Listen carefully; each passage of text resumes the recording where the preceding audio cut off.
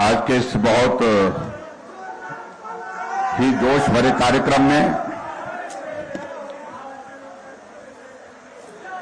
हमारे बीच में हिमाचल प्रदेश सरकार में माननीय शिक्षा मंत्री श्री गोविंद सिंह ठाकुर जी,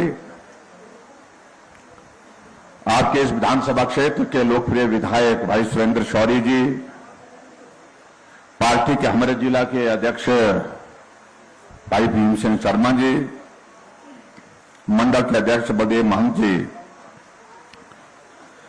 नगर परिषद की अध्यक्ष आशा जी, पंचायत समिति की अध्यक्ष Lata ji, deputy commissioner Kullu, SP Kullu, जिला परिषद की सदस्य श्रीमती विभा सिंह जी, पंचायती राज संस्थाओं के अन्य सभी चुने हुए प्रतिनिधि, नगर परिषद के सभी पार्षदगण, महिला मंडल के सभी सदस्यगण, उपस्थित सभी भाइयों बहनों, नौजवान साथियों और पत्रकार मित्रों,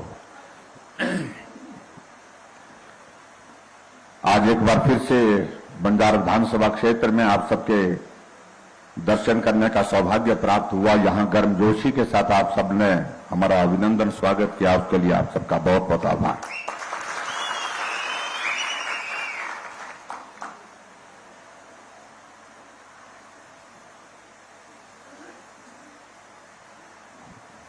बंजारा विधानसभा क्षेत्र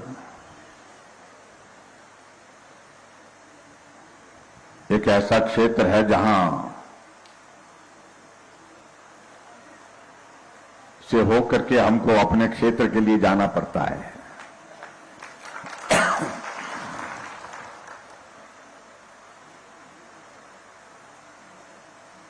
अगर बंजार वाले यहां पर रास्ता रोक दें तो हम यहीं अटक जाते हैं। कई बार तो घंटे घंटे का जाम लगाते हैं आप लोग। यहां नीचे से रास्ता है बंजार के बीच में से, बाजार के बीच में से, लेकिन अच्छी बात है अब बाईपास का भी इंतजाम हो रहा है।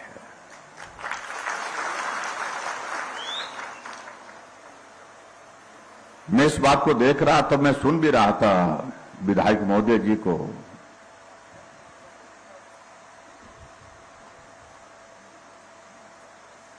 कि बंजारा विधानसभा क्षेत्र में 5 वर्ष पहले जो चीजें नहीं थी, आज इस विधानसभा क्षेत्र में वो चीजें हम करने में सफल हुए हैं। ऐसी एक नहीं अनेक चीजें।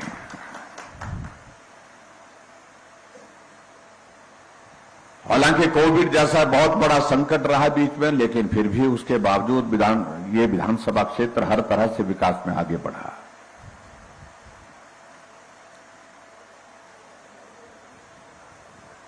उसके लिए मैं विधायक जी को भी जहां बधाई देता हूं, वहां आप सबके सहयोग के लिए भी मैं बहुत बहुत आभार व्यक्त करता हूं। आप सबका बहुत बड़ा योगदान उसमें रहा है।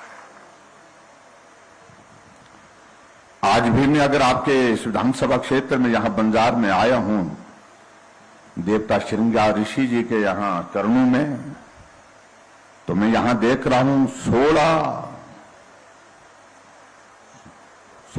8 उद्घाटन और 9 शिलान्यास, कुल मिलाकर के 17। जो यहां शिलापट्टिकाएं सामने लगी हैं दीवार पर, 17 उद्घाटन और शिलान्यास के कार्यक्रम हमने एक जगह, एक दिन में, एक समय में किए। इसके लिए भी मैं आप सबको बहुत बहुत बधाई देता हूं।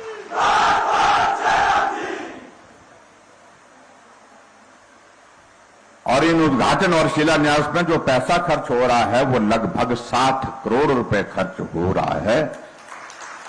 जहां उद्घाटन हुआ वहां तो खर्च हो गया, लेकिन जहां शिलान्यास किया वहां पर खर्च होगा। लेकिन ताली आधे लोगों ने बजाई, आधे लोगों ने नहीं बजाई।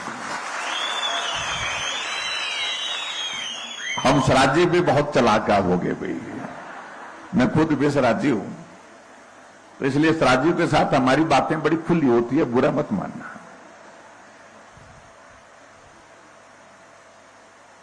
सिराज चाहे कुल्लू का है, चाहे वो मंडी का सिराज है,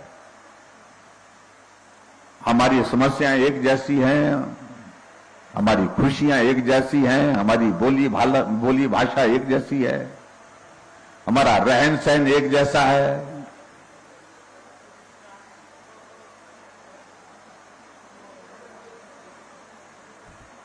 लेकिन इतना मैं जरूर कहना चाहता हूं, कई बार मैं अपने बुजुर्गों को भी पूछता हूं, ये स्वराजी शब्द कहां से निकाला आप लोगों ने? हम कुल्लू जाते हैं, वहां भी स्वराजी मिलते हैं, मंडी जाते हैं तो भी स्वराजी मिलते हैं। सही मायने में इसका अभिप्राय एक वक्त का ऐसा हुआ करता था, जो कम पढ़ा लिखा है, पिछड़ा है, जहां काम नहीं हुआ, विकास नहीं हुआ, जहां की जिंदगी कठिन है, उस इलाके को सिराज बोलते थे और उस इलाके में रहने वाले लोगों को सिराजी बोलते थे कि जिनको कम जानकारी है। आज कोई सिराजी ऐसा है जिसको कम जानकारी है? आज कोई सिराजी ऐसा नहीं है।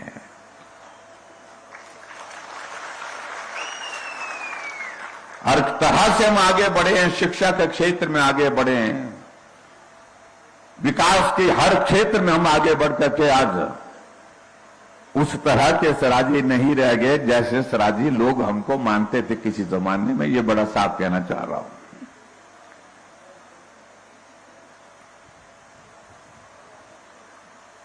हमारा अपना एक कल्चर है, अपनी बोली भाषा है, अपनी एक संस्कृति है, उसके प्रति हमारा सदैव सम्मान रहना चाहिए। ये बहुत आवश्यक है। ऐसा ना होना चाहिए कि हम स्वराजी जो है आगे बढ़ते बढ़ते दौड़ तो गए, आगे तो बहुत चले गए, लेकिन अपनी संस्कृति, अपने संस्कार, जो हम देवभूमि के देवी देवताओं के प्रति सम्मान, बुजुर्गों के प्रति सम्मान, समाज में सब मिलकर के काम करने के लिए जो हमारा एक तौर तरीका है, रिवाज है, उन सारी चीजों को हमको सदैव जीवित रखना चाहिए, उनको बना करके रखना चाहिए। ये बहुत बड़ी आवश्यकता है।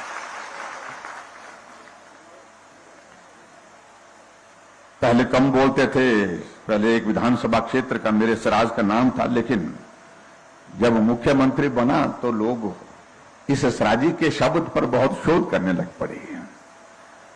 ये सिराजी होते कैसे हैं, ये सिराजी होते कौन हैं? तो सारी चीजों को लेकर के बहुत सारे लोगों ने, मुझसे भी अच्छे पढ़े लिखे जो शोध करने वाले लोग हैं, उन्होंने भी हमसे पूछा कि भाई ये सिराजी होता क्या है। तो चलो वो सारी बातें उनके साथ हमने कही, लेकिन कुल मिलाकर के मैं इस तरह जरूर कहना चाहते हैं कि स्वराज का दौर है। स्वराज का दौर का मतलब यह है कि जो पीछे रहने वाले लोग, जो कम जानते थे, कम पढ़े लिखे थे, जो विकास की दृष्टि से पिछड़े थे, एक दौर आया है। आज वो लोग भी आज मेन स्ट्रीम में आगे बढ़ते हुए हिमाचल प्रदेश में अपना योगदान दे रहे हैं और हिमाचल के विकास में अपना सहयोग दे रहे हैं, योगदान दे रहे हैं। उसके लिए मैं आप सबको बहुत बहुत बधाई देता हूं।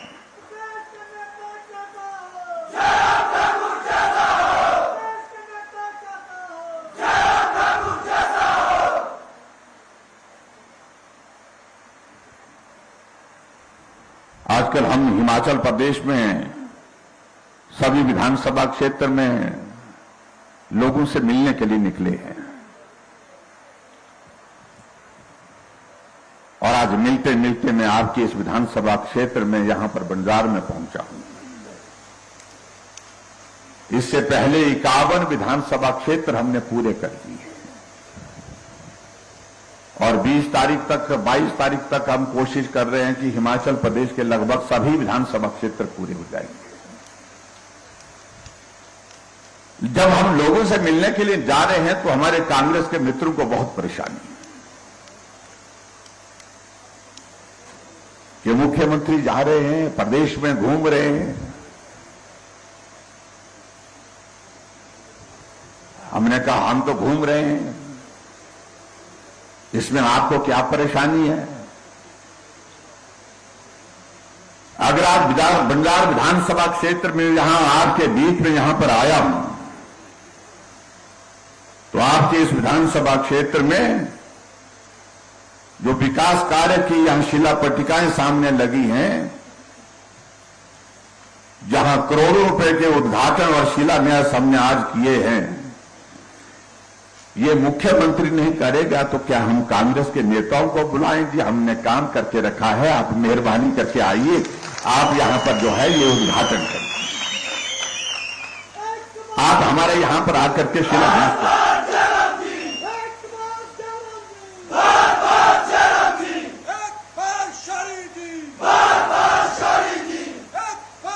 हमने कहा भाई कुछ तो समझा करो।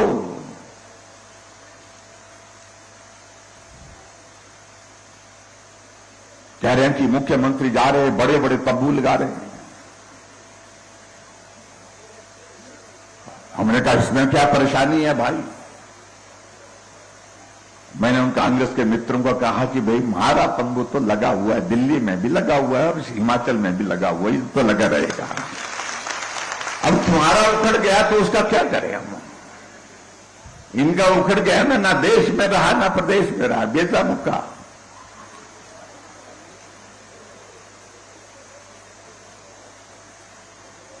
और मैं उनको ये भी कहना चाहता हूं जिस बात से उनको बहुत परेशानी होती है, दौरा पड़ने की नौबत आ जाती है बेचारों को।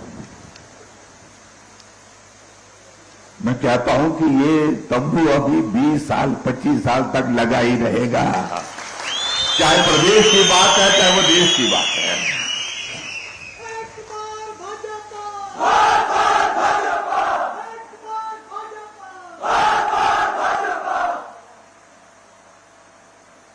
कह रहे हैं कि लोगों को बुला रहे हैं।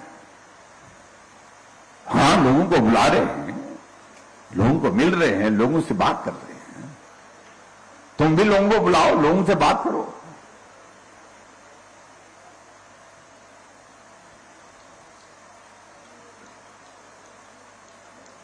ये हिमाचल के इतिहास में पहली बार हो रहा है जहां मुख्यमंत्री हिमाचल प्रदेश के सभी विधानसभा क्षेत्र में जाकर के हिमाचल के गठन के 75 वर्ष पूरे होने के पश्चात हिमाचल के विकास में जो हमारे भाई बहनों का, हिमाचल के लोगों का योगदान रहा है, खुले मन से उनका आभार करने के लिए सारे हिमाचल प्रदेश में गांव गांव में जा रहा है।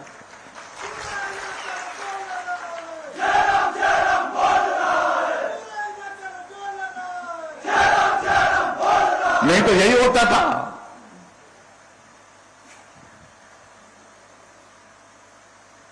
काम करने वाले लोग, काम करने वाली जनता जनार्दन, काम करने वाले एक मजदूर जो मजदूरी करने वाला है, लेकिन श्रेय लेने वाले हम नेता ही होते हैं। हम मंच पर से भाषण देते हैं कि इसका धन्यवाद, इस नेता का धन्यवाद, उस नेता का। मेरा नेताओं के प्रति सम्मान है, बहुत बड़ा सम्मान है,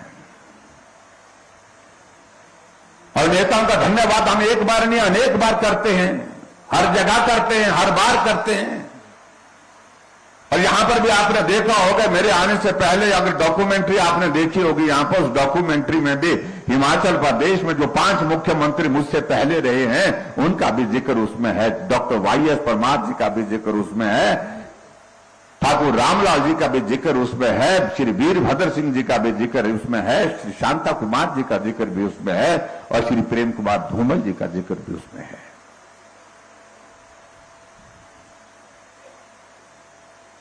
लेकिन मेरा मानना है कि जहां नेताओं का योगदान रहा उसके लिए उन नेताओं का भी आभार, लेकिन सबसे बड़ा योगदान हिमाचल प्रदेश को इस 75 वर्ष की यात्रा में आगे बढ़ाने के रहा तो हिमाचल प्रदेश के सभी भाई बहनों का रहा। इसलिए मैं पूरे हिमाचल में सभी भाई बहनों का धन्यवाद करने के लिए निकला हूं। हम यहां देख रहा हूं कि बहुत सारे जितने भी लोग बैठे हैं, मुझे लगता है कि बहुत कम लोग होंगे जिनकी उम्र 75 साल हुई है। 15 अप्रैल 1948 को जिस दिन हिमाचल प्रदेश का गठन हुआ, उस वक्त हम में से बहुत सारे लोग, बहुत सारे क्या अधिकांश लोग जहां जो बैठे हैं उस दुनिया में ही नहीं थे। दुनिया में इसलिए नहीं थे कि हम पैदा ही नहीं थे, लेकिन हमारे लिए यह बहुत आवश्यक है कि उस वक्त का हिमाचल कैसा था, उस वक्त के हिमाचल की जिंदगी कैसी थी, उस वक्त की हिमाचल की परिस्थितियां कैसी थी, ये जानना बहुत आवश्यक है। जब हिमाचल बना था उस वक्त हिमाचल प्रदेश में, अगर मैं यहां पर भी अगर मैं मंच पर से बोलूं, कितने लोग मुझे बता पाएंगे मालूम नहीं। अगर मैं बोलूंगी भी कितने जिले थे उस वक्त, एक आधी जगह हमने बोलने की कोशिश की, कोई नहीं बोल पाया, हजारों लोगों में भी। मात्र 4 जिले थे, एक चंबा का था, एक सिरमौर का था, एक महासू का था, एक मंडी का जिला था।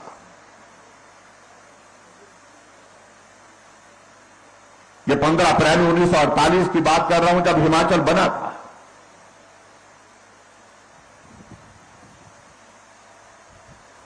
और आज हिमाचल प्रदेश में 12 जिले हैं, इसको तो सब जानते हैं। इसलिए हमें इतिहास को भी जानना चाहिए, ये आज की आवश्यकता है। जब हिमाचल बना था उस वक्त हमारे प्रदेश की साक्षरता दर कितनी थी? 4.8 थी। यानी कि 100 में से 4 आदमी पढ़े होते थे, और महिलाओं की साक्षरता तक 2% थी। 100 में से 2 महिलाएं पढ़ी होती थी। और आज हिमाचल प्रदेश साक्षरता दर में केरल के बराबर खड़ा है। 90% से ज्यादा की साक्षरता दर इस वक्त हिमाचल प्रदेश में है।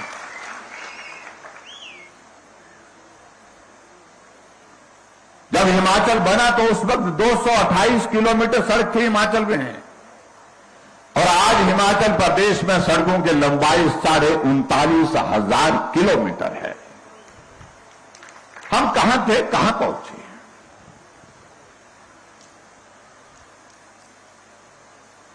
और 39,500 किलोमीटर में से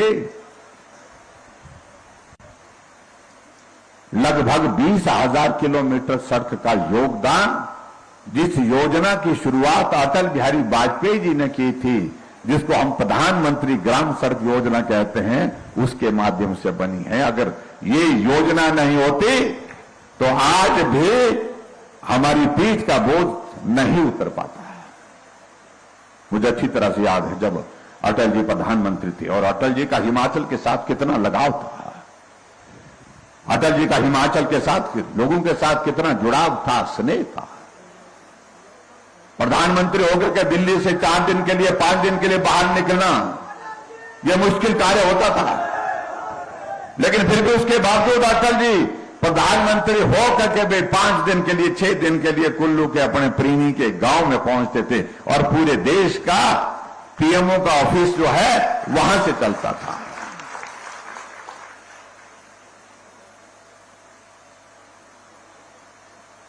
आजाद भारत के इतिहास में किसी प्रधानमंत्री ने किसी इलाके को इतना प्यार नहीं दिया, इतना स्नेह नहीं दिया, इतनी पहचान नहीं दिया है।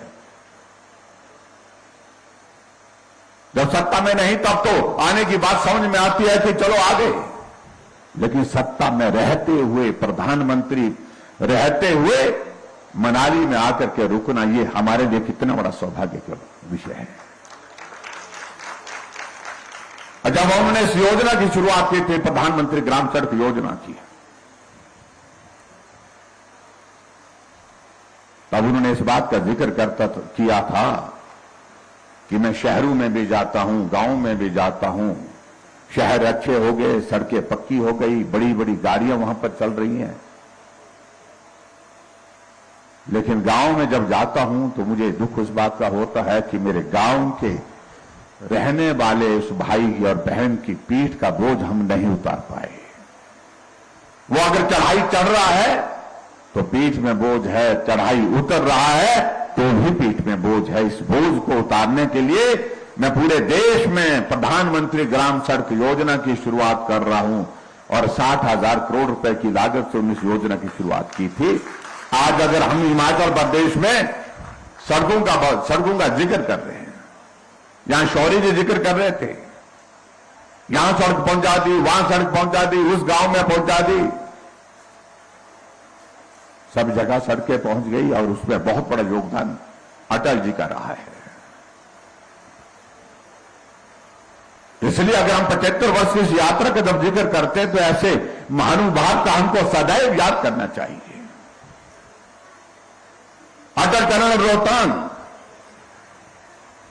एक सपना उनका था, जिस सपने को साकार करने के लिए उन्हें कदम उठाया, उसका काम शुरू किया, और आखिरकार वो सपना साकार हुआ।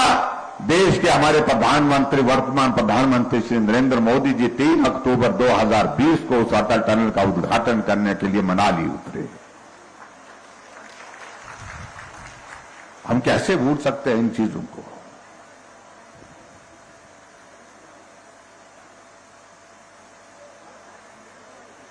आप सबके सहयोग से भाई और बहनों हमारा 5 वर्ष का कार्यकाल पूरा हो रहा है। अब जब 5 वर्ष का कार्यकाल पूरा हो रहा है तो स्वाभाविक रूप से हमारे बहुत सारे साथी कई तरह की बातें करते हैं।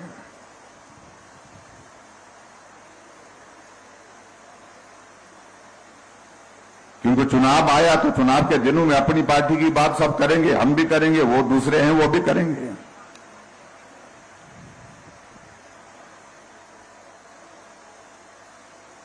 लेकिन इतना मैं जरूर कहना चाहता हूं कि हिमाचल प्रदेश के बाकी जो 5 मुख्यमंत्री मुझसे पहले रहे, उनका सौभाग्य रहा कि उनको सामान्य परिस्थिति में काम करने का अवसर प्राप्त हुआ और हमें सामान्य परिस्थिति में काम करने का अवसर नहीं मिला। कहने के लिए हम बोल रहे हैं 5 वर्ष, लेकिन हकीकत है कि हम सही मायने में 3 वर्ष काम कर पाए और 2 वर्ष तो कोरोना के कारण आप भी खजल रहे, हम भी खजल रहे, परेशानी में रहे। ऐसा कभी जिंदगी में कभी सोचा भी नहीं था कि ऐसा भी जिंदगी में कोई दौर आएगा जब आदमी के सामने आदमी की जिंदगी बचाने के लिए हमको प्रयास करना पड़ेगा, इस कदर प्रयास करना पड़ेगा कि सारा काम छोड़ करके उस पर ही हमको ध्यान केंद्रित करना पड़ेगा।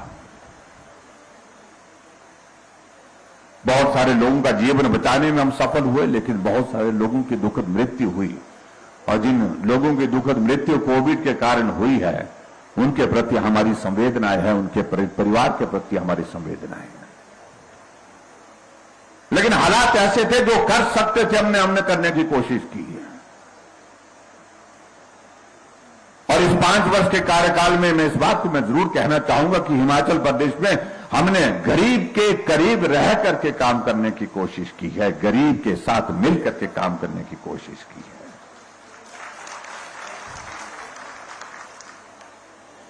जो बहुत बातें सुनाते हैं उनसे हम इस बात को अगर हम पूछें कि तुम कितने लोगों को पेंशन देते थे, हिमाचल प्रदेश में वो 4 लाख लोगों को पेंशन देते थे, हम 7.5 लाख लोगों को पेंशन दे रहे हैं। वो हिमाचल प्रदेश में पेंशन पर 400 करोड़ खर्च करते थे, हम 1300 करोड़ रुपए खर्च कर रहे हैं हिमाचल प्रदेश में। ये अंतर है।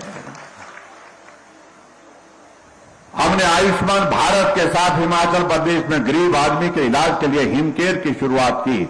आज गरीब आदमी अगर पैसा उसके पास इलाज करने के लिए नहीं है तो हिमकेयर का कार्ड, आयुष्मान भारत का कार्ड जेब में डाल करके हॉस्पिटल जाता है और हॉस्पिटल में उसका इलाज उससे होता है।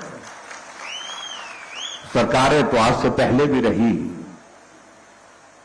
बड़े बड़े नेता रहे कांग्रेस पार्टी के, लेकिन गरीब आदमी अगर बीमार हो जाए उसके इलाज का क्या इंतजाम होना चाहिए, क्या मदद होनी चाहिए, ये उनकी सोच का विषय नहीं बना। आज हिमाचल प्रदेश में हर घर में गैस का चूल्हा पहुंचाने के लिए हमने काम किया। कांग्रेस सत्ता में रही, बार बार सत्ता में रही, एक बार नहीं कई बार रही, लेकिन कभी इस बात को सोचा कि एक गरीब परिवार में उसकी भावना कैसी होगी जब उसके पड़ोस में रहने वाले आदमी के घर में गैस का चूल्हा है, लेकिन वो रसोई में जो है लकड़ी जला करके खाना बनाते हैं, लकड़ी जला करके खाना पका करके जो है लोग अपने परिवार को खिलाते हैं, रिश्तेदारी को खिलाते हैं, लेकिन उनके सोच का विषय नहीं बना है। लेकिन हमने कहा कि इस काम को हम करेंगे। उज्ज्वला योजना प्रधानमंत्री जी ने पूरे देश के लिए शुरू की, लेकिन उज्ज्वला योजना को आगे बढ़ा करके हर घर में गैस का चूल्हा पहुंचे, इसके लिए हिमाचल में गृहिणी सुविधा योजना की हमने शुरुआत की। 3,35,000 गैस के चूल्हे घर घर में पहुंचाए। हमने हिमाचल प्रदेश में माताओं बहनों के लिए और ज्यादा मदद कैसे हो सके उसके लिए काम करने की कोशिश की। जो हमारे सेल्फ हेल्प ग्रुप है उनके लिए हमने 40,000 रुपए रिवॉल्विंग फंड का इंतजाम किया ताकि महिलाएं अपना कामकाज शुरू करना चाहती हैं तो उनको थोड़ी मदद हम करें। मैं देख रहा हूं कि बहुत सारे सेल्फ हेल्प ग्रुप बहुत बेहतर ढंग से काम कर रहे हैं, अपने परिवार को पालने का इंतजाम उससे कर रहे हैं। महिलाओं को घर से बाहर आने जाने में कठिनाई ना हो, क्योंकि उनको आज भी व्यवस्था के अनुसार जो है, अगर बाहर जाना है तो किराया पति से ही मांगना पड़ता है। बुरा मत मानना भाई, तुमने अपनी जेब में ही रखे होते पैसे, मुझे पता है। इसलिए हमने कहा कि आने जाने का किराए में मदद करनी चाहिए। अब महिलाएं अपनी दुकान खोल रही हैं, अपना कारोबार कर रही हैं, कामकाज के लिए बाहर जा रही हैं, नौकरी कर रही हैं, गवर्नमेंट सेक्टर में, प्राइवेट सेक्टर में। इसलिए हमने कहा कि महिलाएं अगर आबादी का आधा हिस्सा है तो उनको किराया भी आधा देना पड़ेगा। आधा किराया हमने महिलाओं के लिए तय किया है।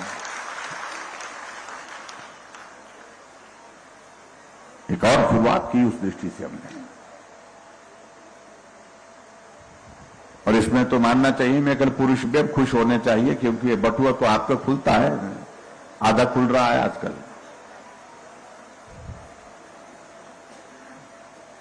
जब हमने कहा कि हम आधा किराया माफ कर रहे हैं तो हमारे कांग्रेस के लोगों ने कहा कि मुफ्त खोर बढ़ा दिया महिलाओं को। हमने कहा ये शब्द ठीक नहीं है, ये उचित शब्द नहीं है, महिलाओं के सम्मान के खिलाफ है। महिलाएं सम्मान के साथ जीती हैं, हमने उनके लिए सिर्फ मदद की है, हमने सिर्फ उनको राहत दी है। मुफ्तखोर जैसा शब्द जो है हमें ये स्वीकार नहीं है।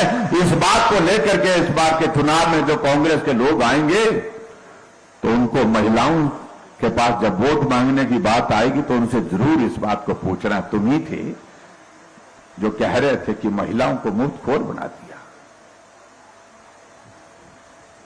हमने हिमाचल प्रदेश में हमने कहा बिजली पैदा करते, हम दूसरे प्रदेशों को बिजली बेचते हैं। हमारे गरीब लोगों के लिए बिजली में मदद हो, कैसे बिजली के किराए में राहत कैसे दी जा सकती है। हमने तय किया 125 यूनिट बिजली आपको हम जीरो बिल के साथ दे रहे हैं। सरकारें तो पहले भी रही, लेकिन कभी इस बात को लेकर के सोचा। हर बार बिजली का किराया बढ़ा दिया जाता था, हर बार जो है वो मीटर का किराया बढ़ा दिया जाता था। हम इस बात से सहमत है, थोड़ा बोझ आएगा प्रदेश सरकार के ऊपर, लेकिन गरीब आदमी की मदद और जो हमारा मध्यम वर्ग का जो हमारा भाई है, बहनें हैं, उनकी मदद करने का हमने रास्ता निकाला है। तो मुझे लगता है कि इस प्रदेश में किसी प्रकार की कोई परेशानी किसी को नहीं होनी चाहिए। लेकिन जब विचित्र बात तो तब लगती है जब हम ऐसा काम करते हैं, हम किसी वर्ग के लिए राहत देते हैं तो कांग्रेस के लोग बोलते हैं कि मुफ्तखोर बढ़ा दिया। और जब अपनी बारी आती है, अब जब वोट फंसे हैं तो कहने लगे कि हम महिलाओं को 18 से 60 साल तक महिलाओं को 1500 रुपए महीने का देंगे, गारंटी दे रहे हैं। आजकल हम 300 यूनिट बिजली के देंगे, वो देंगे। और देंगे कब? जब आएंगे तो, जब आने नहीं देंगे हम तो देंगे कहां से?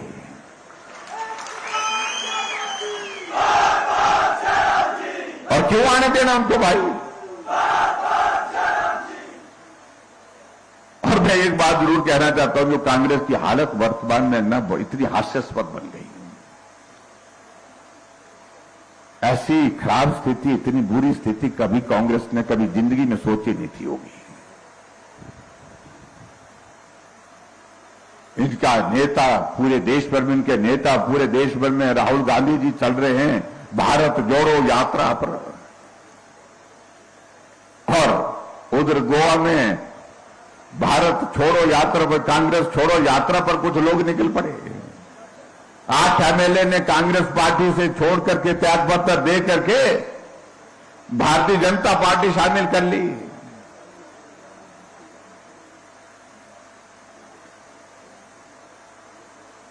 और हिमाचल प्रदेश में जो कांग्रेस के working president Pawan Kajal Congress party छोड़ के भाजपा में शामिल हुए। नालागढ़ के विधायक लखविंदर राणा कांग्रेस पार्टी छोड़ करके भाजपा में शामिल हो गए। वो भी प्रदेश के उपाध्यक्ष थे, सिटिंग एमएलए हैं दोनों।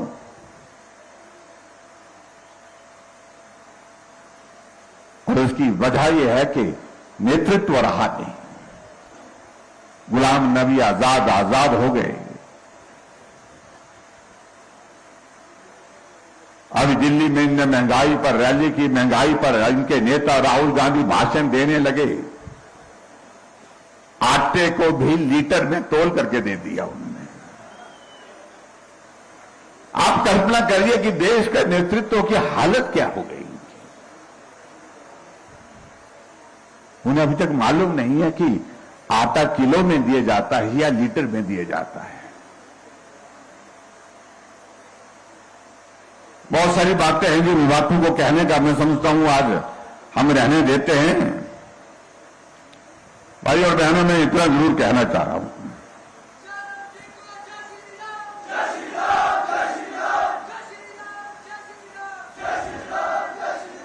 हमने हिमाचल प्रदेश में एक बात का जिक्र किया कि हम भाई रिवाज बदलेंगे। इस पर हमारे कांग्रेस के मित्रों को बहुत परेशानी हो गई। तो रिवाज नहीं बदलने चाहिए। मैंने कहा जो अच्छे रिवाज हैं वो तो मजबूत करने चाहिए, लेकिन कुछ रिवाज ठीक नहीं है तो वो बदलने चाहिए। और हमने ये भी कहा कि हम ही नहीं बदल रहे हैं, पूरा देश रिवाज बदलने के लिए उतर गया है। अभी जिन प्रदेशों में चुनाव हुए तो रिवाज बदला हुआ। हमारे पड़ोस का राज्य उत्तराखंड में, वहां पर हर बार 5 वर्ष के बाद जब से वो प्रदेश बना है सरकार बदल जाते थे, लेकिन अब की बार रिवाज बदला। धामी जी थे, फिर धामी जी बन गए।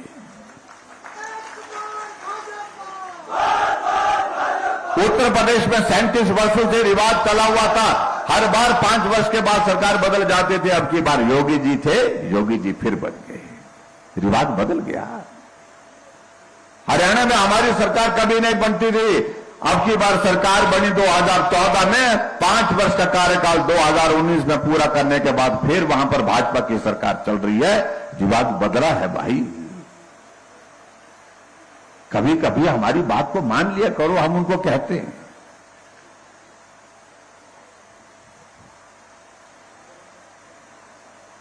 अब जो आंखों के सामने दिखाई दे रहा है उसके बावजूद भी उसको मना करना वो ठीक नहीं है।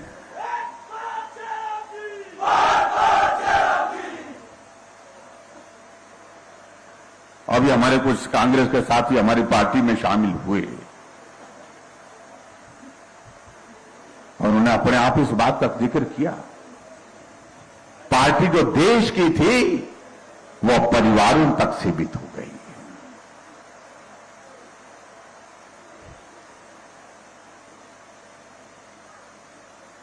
और इस कदर सीमित हो गई, परिवार से बाहर निकलने का नाम नहीं ले रही। और हमने सारे हालात को देखा, लेकिन जब पूरे देश भर में हमने देखा कि उम्मीद रही नहीं, जब उम्मीद ही नहीं रही, ना समाज को रहे, समाज के लिए, ना देश के लिए, ना प्रदेश के लिए, ना हमारे लिए, तो इसलिए हमें उम्मीद के साथ चलना है। अगर उम्मीद है तो सिर्फ एक नेतृत्व पर, जिनका नाम नरेंद्र भाई मोदी है, उनके भरोसे ये देश आगे बढ़ रहा है, उनके साथ ये देश आगे बढ़ रहा है। इसलिए आज के हालात में यहां आना उचित है, इसलिए हमने छोड़ दी कांग्रेस, ऐसा उन्होंने कहा है।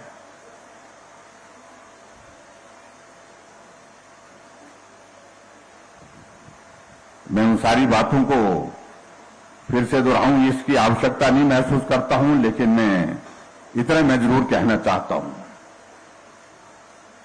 जब हमने रिवाज बदलने की बात की तो हमारे कांग्रेस के एक नेता ने कहा कि बहुत बड़ी बात कह दी, इस काम को बड़े बड़े लोग नहीं कर पाए। अब बड़े बड़े लोगों को पता नहीं, लोग तो लोग होते हैं भाई, आदमी तो आदमी होता है, चाहे छोटा है चाहे बड़ा है। हमारे गोविंद जी कविता सुनाते हैं अटल जी के, जिन्होंने कहा है कि आदमी ना बड़ा होता है, आदमी ना छोटा होता है, आदमी सिर्फ आदमी होता है। लेकिन उनके दिमाग में बैठी हुई कि हम बड़े हैं, बाकी सब छोटे हैं। ये खराब बीमारी है भाई, इसका इलाज करना पड़ेगा। और इसका इलाज जो करने वाले वो छोटे लोग हैं, आप सब जो बैठे हैं, जो हम और आप सब बैठे हैं, हम सब मिल करके करेंगे। बोलते वो इस काम को वीरभद्र सिंह जी नहीं कर पाए तो जयराम किस खेत की मूली है। हमने कहा जरूरी नहीं है कि बड़े काम जो है बड़े ही लोग करते हैं, कुछ काम छोटे लोग भी करते हैं भाई।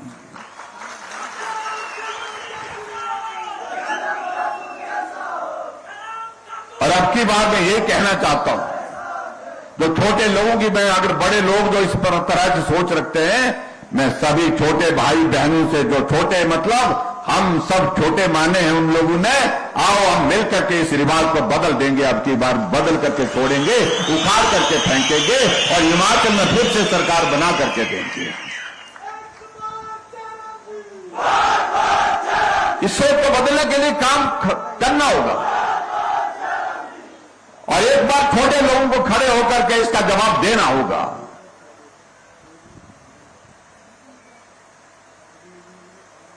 क्योंकि बड़े लोग अपने आप को बड़े मानते हैं, इसलिए गरीब के दर्द को नहीं समझ पाते हैं। इसलिए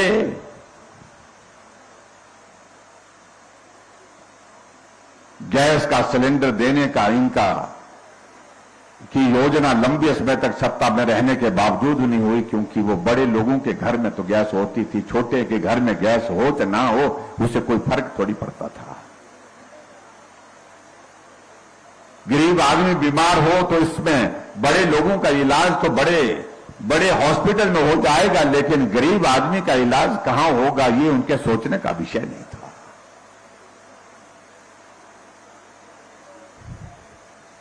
एक पेंशन के लिए एक बुजुर्ग का, एक विधवा हमारी माता बहनों का, उसका महत्व क्या है। जब 1500 रुपए 1800 रुपए उसके महीने के उसके खाते में आते, पेंशन के आते हैं, उसके लिए उसका महत्व बड़े लोग नहीं समझ सकते हैं, वो गरीब आदमी समझ सकता है, जो उससे तय करता है कि इस महीने की पेंशन आएगी, मैं ये 2 चीजें मैं खरीद करके अपने लिए लूंगा।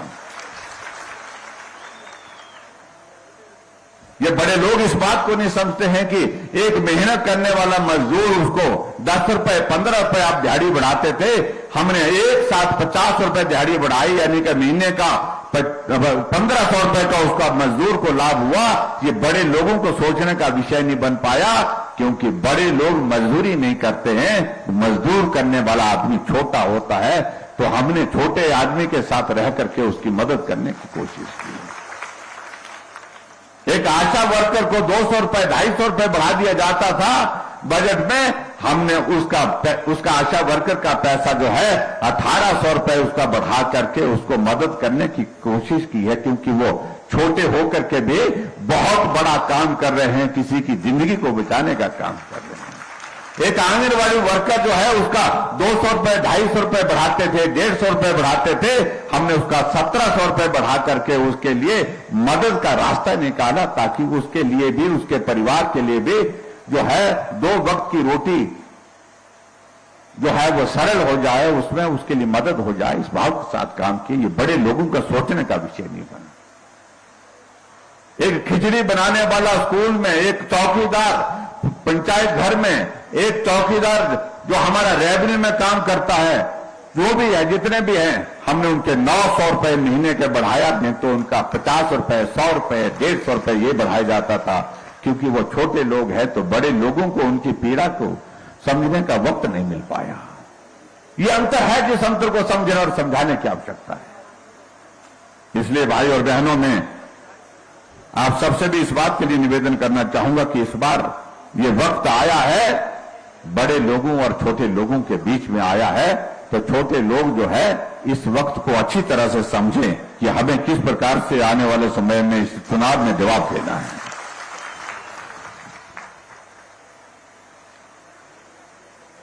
बाकी जहां तक आपके विधायक महोदय जी ने यहां पर काम की बातें कही हैं, मुझे इस बात की खुशी है कि हर क्षेत्र में यहां पर काम हुआ है, और मैं इस बात को भी देख रहा हूं, हर क्षेत्र में काम होने के साथ साथ में जो आपके इस विधानसभा क्षेत्र में आगे बढ़कर के बहुत सारी चीजों को बेहतर किया है। हाँ, आने वाले समय में और भी बेहतर करने के लिए, इसके लिए जरूरी है हम केंद्र के साथ चले, केंद्र के सहयोग के साथ चले, केंद्र के साथ मिलकर के चले। देश की जरूरत और हिमाचल की जरूरत है नरेंद्र मोदी की, इसलिए उनको मजबूत करना हम सबके लिए जो है वो बहुत आवश्यक है, ताकि डबल इंजन की सरकार का जो हम जिक्र कर रहे हैं, डबल इंजन की सरकार का मतलब यह है कि हम केंद्र और प्रदेश सरकारें दोनों मिलकर के हिमाचल के विकास को तेज गति दे सके। यहां जिक्र हो रहा था कि लाडा का पैसा कुछ आया है और उसमें से उन्हें बहुत सारी एक लंबी सूची बना करके तैयार की जो इस विधानसभा क्षेत्र का हिस्सा बनता है।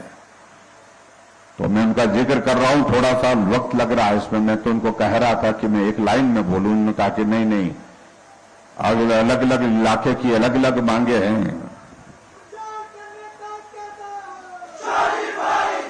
तो मैं पढ़ करके सुना देता हूं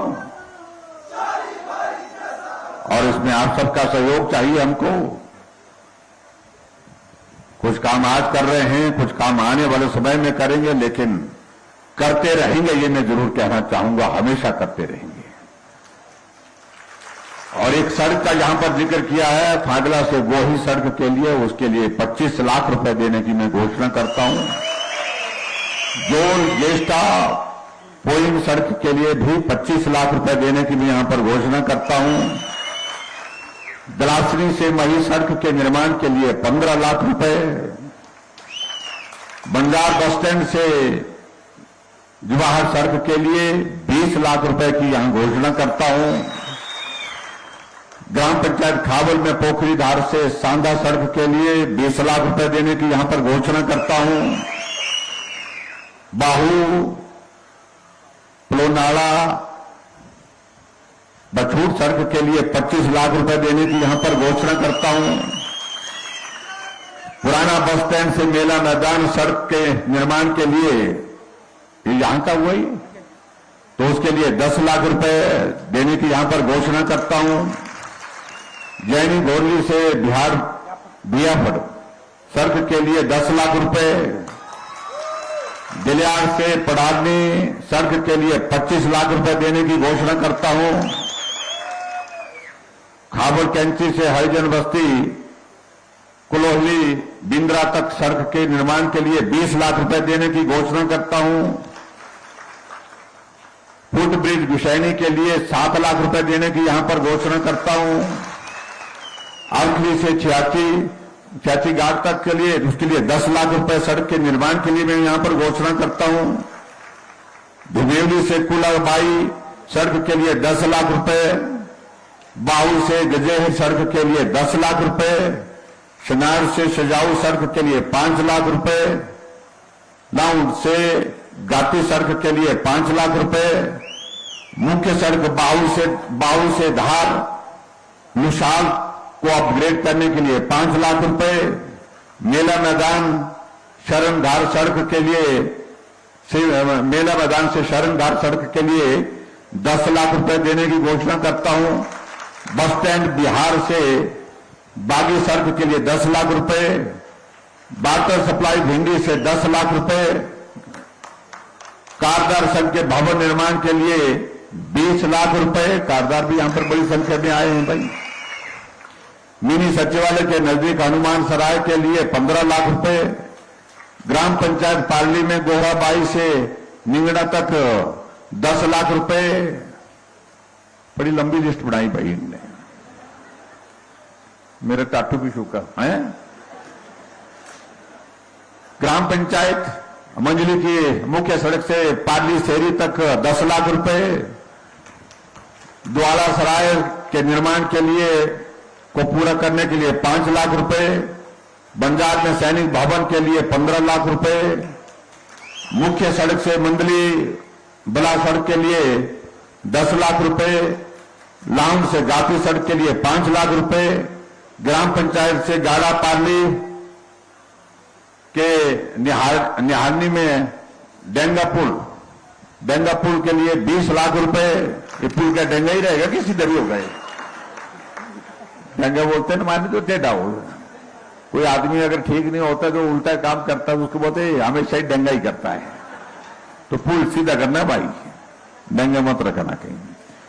तो जीबी में पार्किंग की निर्माण के लिए 10 लाख रुपए, भुशैनी में पार्किंग के निर्माण के लिए 10 लाख रुपए, बंजार विधानसभा क्षेत्र के अंतर्गत विभिन्न जगहों में हैंडपंप के निर्माण के लिए 40 लाख रुपए, बंजार कला केंद्र के लिए 10 लाख रुपए, ग्राम पंचायत शिकारी घाट के मुख्य सड़क से तालवी सड़क की मरम्मत के लिए 5 लाख रुपए, मंगलौर से रखो छड़ी तक छड़ी सड़क की मरम्मत के लिए 5 लाख रुपए, मुख्य सड़क से चौकी तक सड़क के निर्माण के लिए 5 लाख रुपए, पुजाली से थोड़ी डोगरी के लिए 20 लाख रुपए देने की यहां पर मैं घोषणा करता हूं। ये 5 करोड़ से ऊपर की राशि ये बन रही है, उसके लिए मैं आप सबको बहुत बहुत बधाई देता हूं। अभी हाल ही में एनएचपीसी के सीएमडी आए थे मेरे पास। हमने उनको कहा कि भाई आपके साथ बात तब होगी जब हमारा लाडा का पैसा जो देने को आपके पास पेंडिंग पड़ा है उसको आप रिलीज करो। उनको बुलाया मैंने शिमला, और फिर हमारे परिचित है पुराने सिंह साहब, वो रिटायर्ड हो गए, तो उनने चिट्ठी बना के लाई थी मुझे कि मैं 25 लाख रुपए आपको 25 करोड़ रुपए की जो है वो रिलीज कर दूंगा। मैंने कहा 25 नहीं, कम से कम 50 करोड़ रुपए आप रिलीज करो, और मुझे इस बात की खुशी है। उसके बाद वो दिल्ली गए, दिल्ली से मुझे फोन आया कि हमने 50 करोड़ रुपए रिलीज कर दिया है, और अन्य विधानसभा क्षेत्र का भी हिस्सा जिसमें शामिल होगा वो पैसा वहां पर मिलेगा, विकास को गति मिलेगी। और क्योंकि ये हिस्सा आपका बनता था इसलिए मैंने आप सबके बीच में ये बात कही। और यहां कुछ बातें और कही गई हैं, कुछ स्कूलों का जिक्र यहां पर किया गया है, उसमें अगर नॉर्म्स के हिसाब से अगर वो सारे नॉर्म्स पूरा करते हैं तो उनको पूरा करेंगे। अगर नॉर्म्स में कमी रह गई, डिस्टेंस और स्ट्रेंथ में अगर कमी रह गई तो उस बात को लेकर के विचार करेंगे फिर बाद में भी। लेकिन अगर नॉर्म पूरा करते हैं तो निश्चित रूप से उनको खोलेंगे। एक ग्राम पंचायत नोहांडा की राजकीय माध्यमिक पाठशाला तिंदर को राजकीय उच्च पाठशाला बनाने की जो बात कही है, इसको उच्च पाठशाला बनाने की मैं यहां पर घोषणा करता हूं। और उसके अतिरिक्त ग्राम पंचायत खाबल की राजकीय प्राथमिक पाठशाला देवी थाज को राजकीय माध्यमिक पाठशाला करने के लिए स्तरोन्नत करने के लिए आग्रह किया है। इसको मैं अपग्रेड करके मिडिल स्कूल करने की यहां पर घोषणा करता हूं। ग्राम पंचायत पेखड़ी में राजकीय माध्यमिक पाठशाला नहीं तो उच्च विद्यालय करने के लिए आग्रह किया गया है। इसको मैं हाई स्कूल करने की मैं घोषणा करता हूं। मैंने कहा कि नॉर्म्स के मुताबिक आना चाहिए, चूंकि अभी ये संभव नहीं है हम इसकी रिपोर्ट मंगवा सकें। तो इसी के साथ ग्राम पंचायत शिकारी घाट की राजकीय माध्यमिक पाठशाला तांदी एट गोहोर को उच्च विद्यालय करने की भी मैं यहां पर घोषणा करता हूं। ग्राम पंचायत तलाड़ा में राजकीय प्राथमिक पाठशाला तलाड़ा को राजकीय माध्यमिक पाठशाला करने की घोषणा करता हूं। ग्राम पंचायत देवठा में राजकीय प्राथमिक पाठशाला गोड़ीगार को राजकीय माध्यमिक पाठशाला वीरों को बोलने तो दिया, ताली बाजे बाद में थी, आप पहले भी जा रहे हैं, छेका लगा तो बड़ा भारी। तलाड़ा को राजकीय माध्यमिक पाठशाला अपग्रेड करने के लिए जो बात कही है उसको अपग्रेड करेंगे, मिडिल स्कूल उसको बनाएंगे। और उसी तरह ग्राम पंचायत देवता में राजकीय प्राथमिक पाठशाला गोड़ीगार को मिडिल स्कूल बनाने की जो बात कही है इसको मिडिल स्कूल बनाएंगे। और राजकीय उच्च पाठशाला भलान को राजकीय वरिष्ठ माध्यमिक पाठशाला बनाने के लिए आग्रह आया है। आया कोई बुलाने से? कोई थोड़े आ रहे हैं, 2-4 नहीं आए, बाद में देंगे इसको। आए जो मानू ने तो क्या करना पड़ेगा? एक है तरफ एक दे 2 हाथ खड़े, अभी एक दोनों हाथ खड़े होने से भी आदमी तो एक ही होना ना, नहीं चाहिए ना लोड़ी। चलो भाई वहां बोलना कि भाई आप नहीं आए थे, गैर हाजिरी लगी आपकी, और उसके बावजूद भी आपको ये स्कूल जो है हमने सीनियर सेकेंडरी स्कूल करने की मैं इसकी घोषणा करता हूं। नॉर्म्स ठीक होना चाहिए, मैंने एक ही बात कही है। और इसी तरह से अब तो हो गए भी, कितने स्कूल हो गए ये? अब तो ये, अब मैंने आपको कम करने के लिए बोला, इनने 4 और जोड़ दिए उसमें। एक शिया करके है, एक हमारा वरिष्ठ माध्यमिक पाठशाला, इसमें साइंस की क्लासेस बढ़ाए, ये कॉमर्स और साइंस की क्लासेस के लिए कहा है, उनको साइंस की क्लासेस और कॉमर्स की क्लासेस भी शुरू कर देंगे। और गवर्नमेंट मिडिल स्कूल पाशी और गवर्नमेंट मिडिल स्कूल यहाँ, इन दोनों स्कूलों में अगर नॉर्म्स पूरे होंगे तो हाई स्कूल इनको भी बनाएंगे। ये भी मैं आपके बीच में कहना चाहता हूं। और अंत में एक बार एक चीज को लेकर के, एक स्वास्थ्य उपकेंद्र है जिसको अपग्रेड करने के लिए आग्रह आया है, और वो कौन सा है? यही है ना, एक की होना, देखना एक ना, 2 ही ना होना, एक क्या होना। तो ये जो बठार कितना बड़ा दूर भाई, बठार जो है, यहां पर जो है हेल्थ सब सेंटर को अपग्रेड करके इसको प्राइमरी हेल्थ सेंटर बनाने की भी यहां पर घोषणा करता हूं, ताकि आपको अच्छी स्वास्थ्य सुविधा मिल सके। और इसके साथ में एक और स्वास्थ्य केंद्र की जो बात कही, अगर नॉर्म्स में पूरा हुआ तो बनोगी के लिए प्राथमिक स्वास्थ्य केंद्र जो है, इसको भी पीएससी बनाने की बात कही गई है। अगर डिस्टेंस और पॉपुलेशन के हिसाब से इसकी जस्टिफिकेशन बनती तो उसको जरूर करेंगे।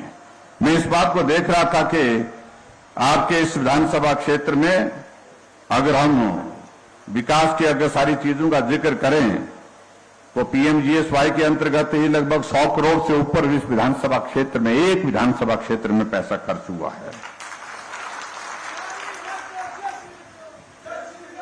और 82 करोड़ के लगभग जो है अभी काम चले हुए, यानी कि 185 करोड़ रुपए कुल मिलाकर के प्रधानमंत्री ग्राम सड़क योजना के अंतर्गत आपके इस विधानसभा क्षेत्र में जो काम चले हुए हैं, वो सारी चीजों को लेकर के उसके आपको बहुत बहुत बधाई। और अंत में एक चीज और जो कही गई है, वो ये कही है जो सैंज में जो वहां एक इंडोर स्टेडियम की बात कही गई है, और उसके लिए भी 2.5 से 3 करोड़ रुपए उस पर खर्च आएगा। तो सैंज में एक इंडोर स्टेडियम जिसमें बैडमिंटन भी खेल सकते हैं, उसके अंदर हम बहुत सारी बास्केटबॉल भी खेल सकते हैं।